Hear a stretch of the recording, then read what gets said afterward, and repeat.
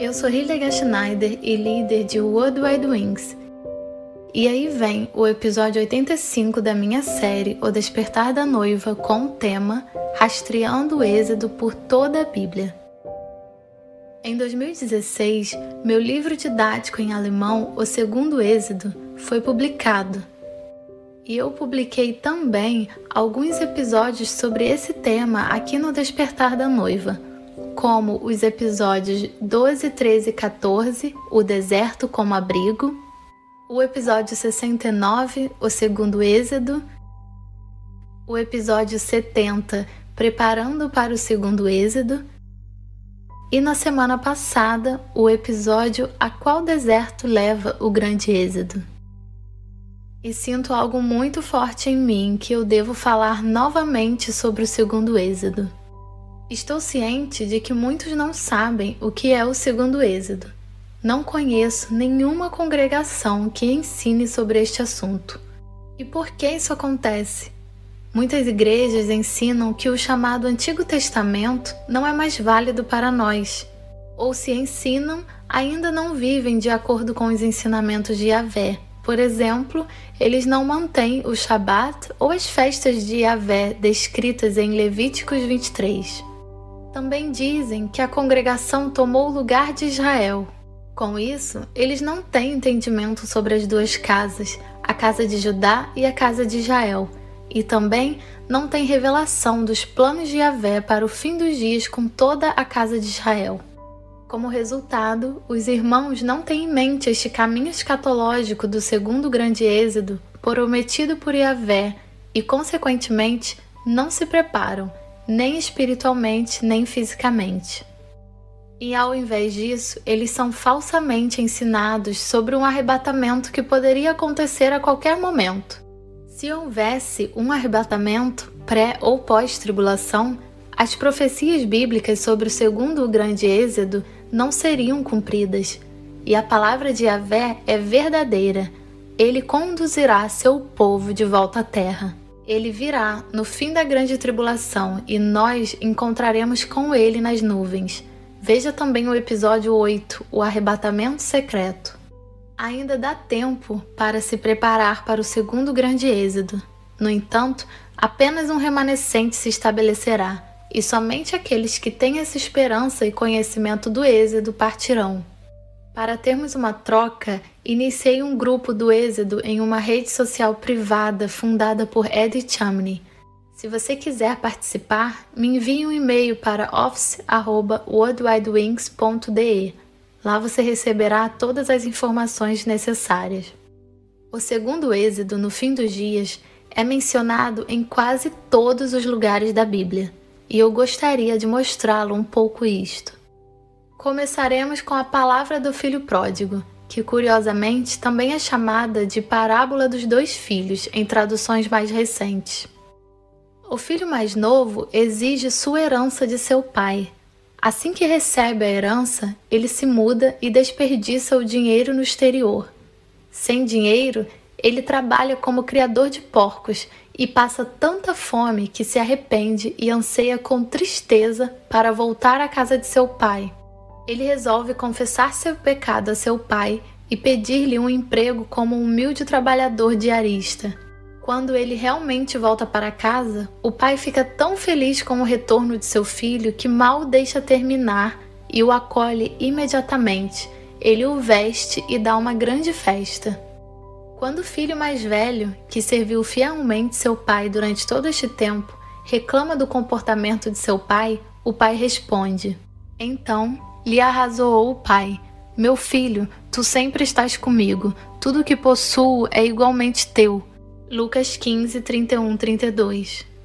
Todos vocês não só conhecem esta trama, como a interpretação cristã desta parábola, na qual mostra a infinita graça do Pai Celestial para com um pecador penitente. E é verdade que existem vários níveis de interpretação, mas agora vamos olhar para o nível Zot, que é o nível escondido, não dito da parábola. Os dois filhos representam as duas casas. Assim como na parábola da ovelha perdida, Yeshua falou de outras ovelhas que não faziam parte do rebanho de Judá. Ainda tenho outras ovelhas que não são deste aprisco, as quais devo da mesma maneira trazer. Elas ouvirão minha voz, e haverá um só rebanho e um só pastor. João 10,16. É preciso entrar na história de Israel para entender por que o Pai Celestial agora tem 2 filhos. Ou como Yeshua também diz, que ele tem outras ovelhas. A nação de Israel, que consistia de 12 tribos, tornou-se um reino dividido após o reinado de Salomão. 10 tribos se rebelaram contra a ordem divina para estabelecer seu próprio reino ao norte de Jerusalém, com a cidade de Samaria como a nova capital. A partir de então, a Bíblia fala da casa de Judá, reino do sul de um lado, e do reino do norte, a casa de Israel, do outro. Desde esta divisão, há cerca de 3.000 anos, os 2 reinos têm permanecido separados um do outro. E a interpretação alegórica da parábola do filho pródigo é a de um pai que tem 2 filhos, um dos quais representa a casa infiel de Israel e o outro a casa fiel de Judá, pois somente Judá permaneceu fiel à Torá na medida do possível. E há centenas de passagens bíblicas que comprovam a divisão de Israel em 2 reinos.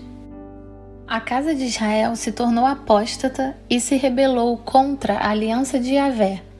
Seu rei Jeroboão mudou as festas de outono de Yahvé para o 8º mês, embora Yahvé tivesse ordenado que fossem celebradas no 7º mês.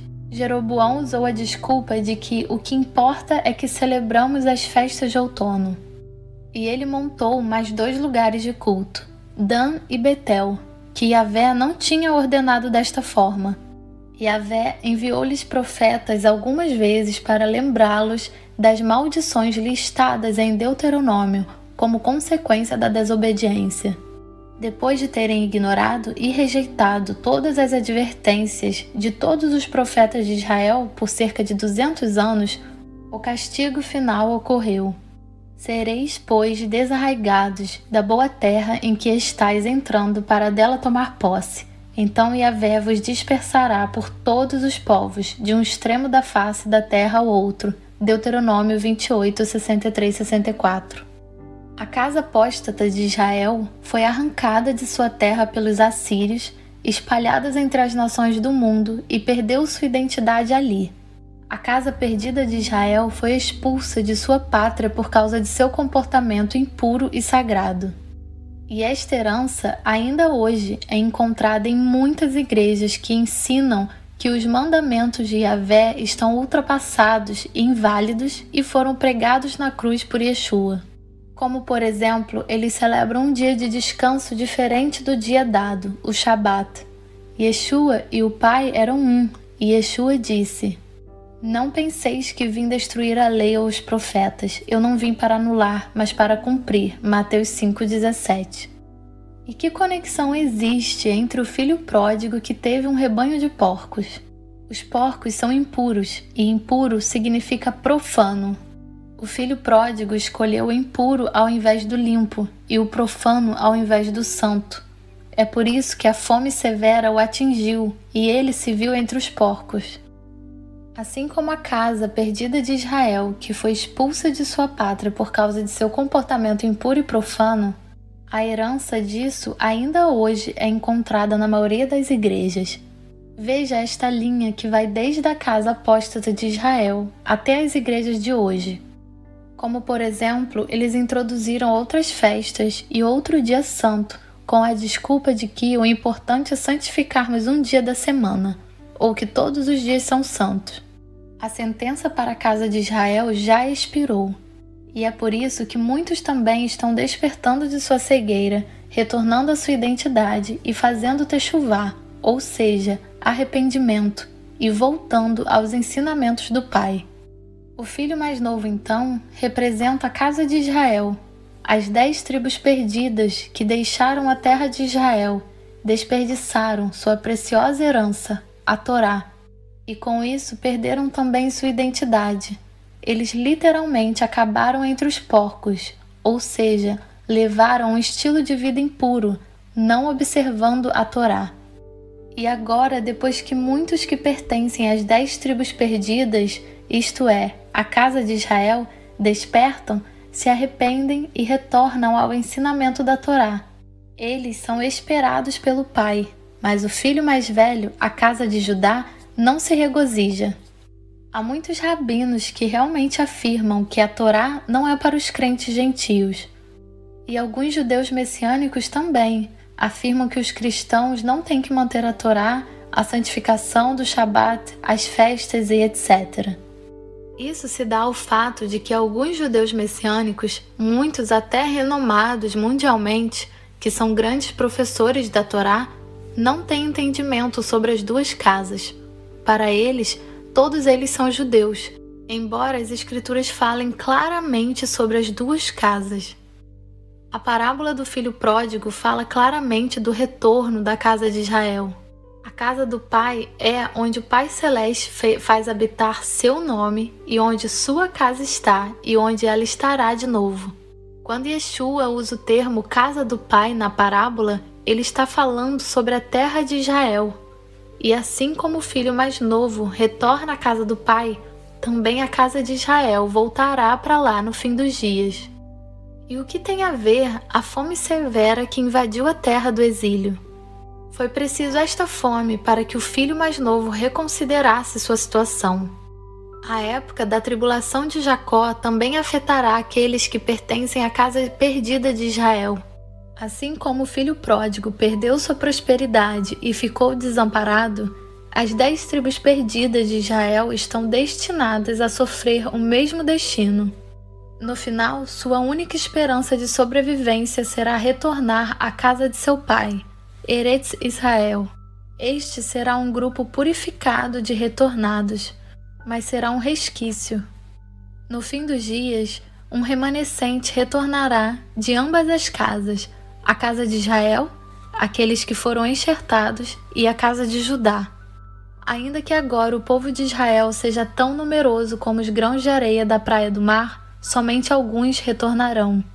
Yahvé já decidiu exterminar todo o povo. A justiça virá transbordante, como se fosse uma inundação.